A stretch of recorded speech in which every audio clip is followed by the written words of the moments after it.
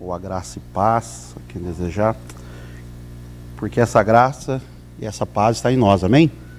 Eu gostaria de usar Atos dos Apóstolos, capítulo 9, para nós adentrarmos um pouquinho aí nesse agir de Deus, né? Entender um pouquinho sobre como Deus age em amor, como que Deus age com misericórdia, como Deus age com simplicidade. Atos dos Apóstolos é um texto que, com certeza, os irmãos conhecem. Ele trata da conversão de Saulo. Anterior a Atos, nós temos aí o Evangelho sendo pregado em Samaria. Um pouco antes nós temos Estevão, o Marte, sendo apedrejado, tendo um julgamento sumário e as suas vestes caindo aos pés de Saulo. Aí nós chegamos em Atos 9. Com esse pano de fundo bíblico, nós podemos chegar um pouquinho antes do texto, e nós temos Filipe, juntamente com o eunuco na carruagem, pregando o Evangelho.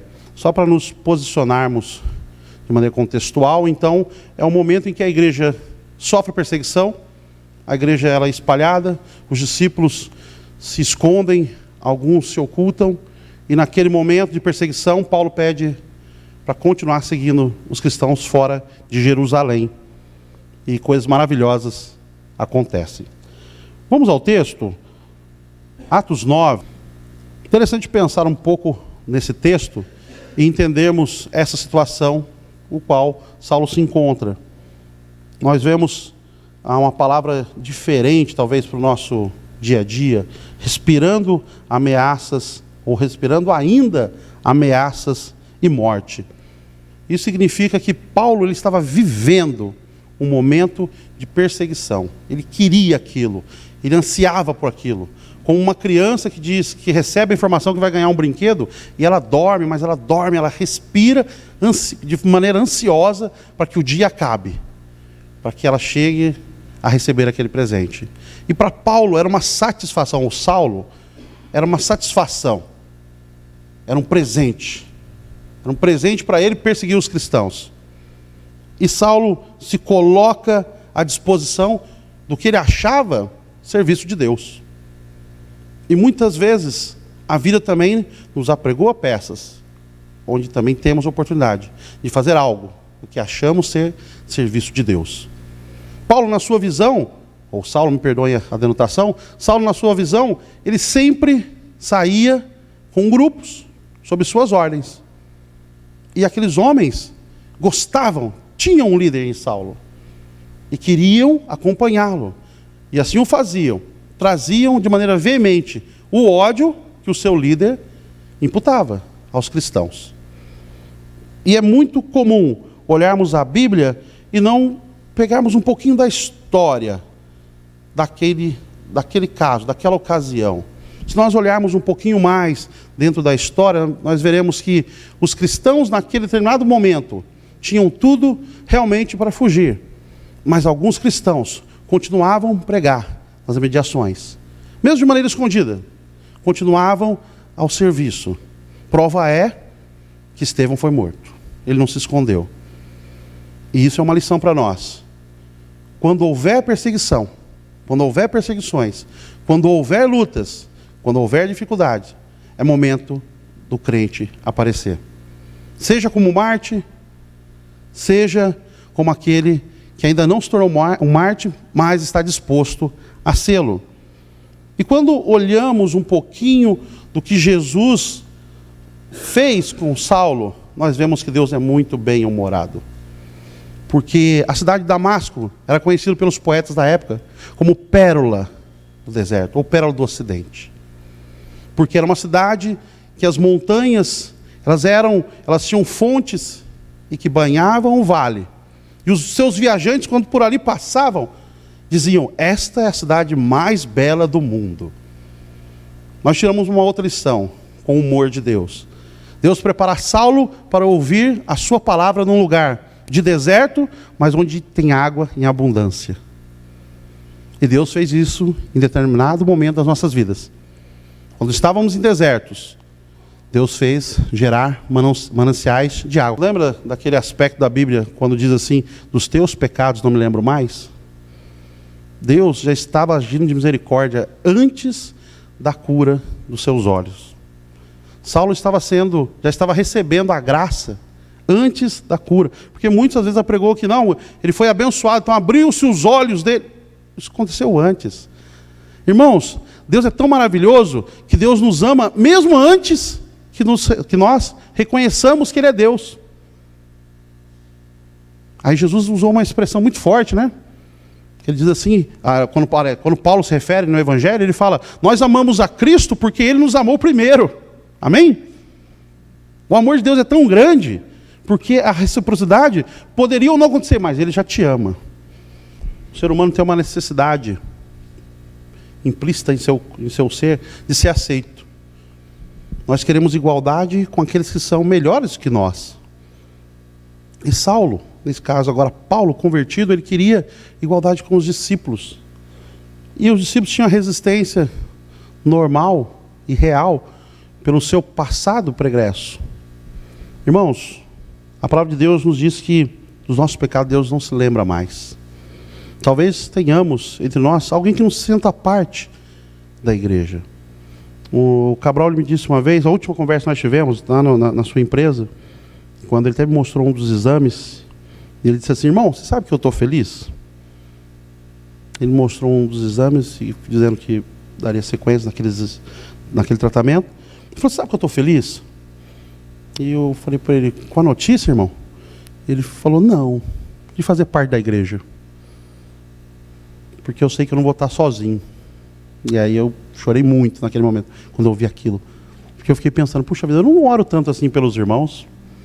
Que convicção é essa que ele tem? Irmãos, olha a nossa responsabilidade. Ele falou assim: eu estou feliz porque eu estou na igreja. Sabe, ele podia falar qualquer coisa ali que para mim seria aceitável. Irmão, eu estou injuriado com Deus. Eu estou triste. Eu estou desanimado. Mas ele falou: eu estou feliz porque eu faço parte da igreja. Irmãos, isso aos olhos do mundo é loucura, mas aos olhos de Deus é vida que segue, amém? Nós vemos no texto quando Deus, e o humor de Deus é muito grande na Bíblia, porque tem um momento que quando Paulo questiona, e Deus fala diretamente ao seu coração, e Jesus explica para ele, fala: olha, você vai ver o quanto é pesaroso, quanto é difícil lutar contra os aguilhões. Porque aguilhões, ou aguilhão, significa uma lança de tocar boi. É algo para sentar boi, para tocar o boi.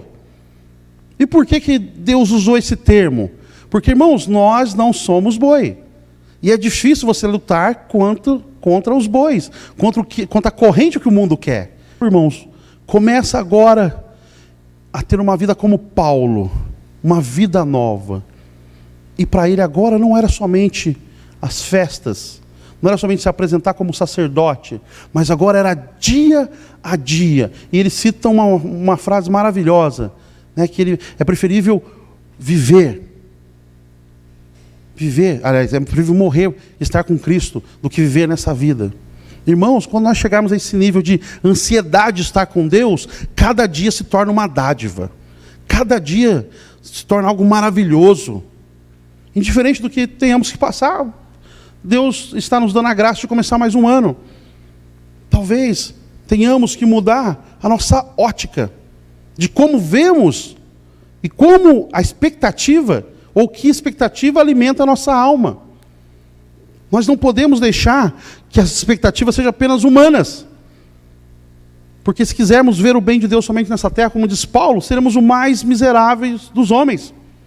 Nós temos que pensar, nós temos que passar para os nossos filhos quão maravilhoso é ouvir a palavra de Deus, é estar com Deus, é ter sentimento de desejo, esse sentimento de querer algo.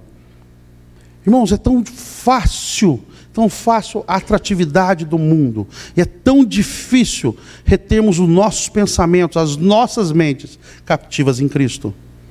E isso nós devemos lutar nesse ano. Ano novo, vida nova. Vida que segue com Cristo, amém? Vida que segue com Cristo. Talvez os seus planos, talvez os meus planos sejam mudados por Deus. E queira o Senhor que assim o seja.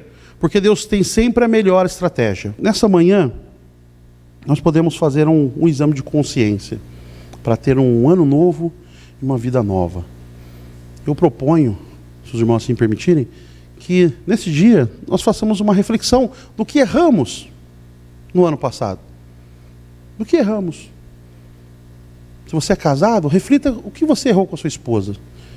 Se você é solteiro, reflita o que você errou consigo mesmo. Quais foram as suas prioridades para com Deus? Eu poderia me doar mais? Eu poderia fazer mais? Talvez pelo seu filho. Será que você trouxe a ele o incentivo correto? Será que você deu a ele o filtro certo? Será que estamos aspirando coisas que são realmente aprazíveis a Deus? Ou será que começamos o ano, diferentemente do mundo, somente por não determinar cores? Né? Porque no mundo o branco é paz, o amarelo é dinheiro, o vermelho é amor, e o verde é misericórdia, né, irmão? É Palmeiras. Mas tudo isso, nós somos um pouquinho diferentes. Será que nós conseguimos olhar um pouco diferente para Deus e falar: Senhor, me dê a estratégia correta? Fazendo um exame de consciência: Senhor, me dê a estratégia correta. Eu preciso ser mais ativo na tua obra. E não vamos associar somente a obra à igreja. Não, irmão, você trabalha, você estuda. Não é essa a ideia. É ser ativo à obra de Deus. Porque aonde nós estamos, nós somos pequenos cristos, amém? Nós somos pequenos cristos.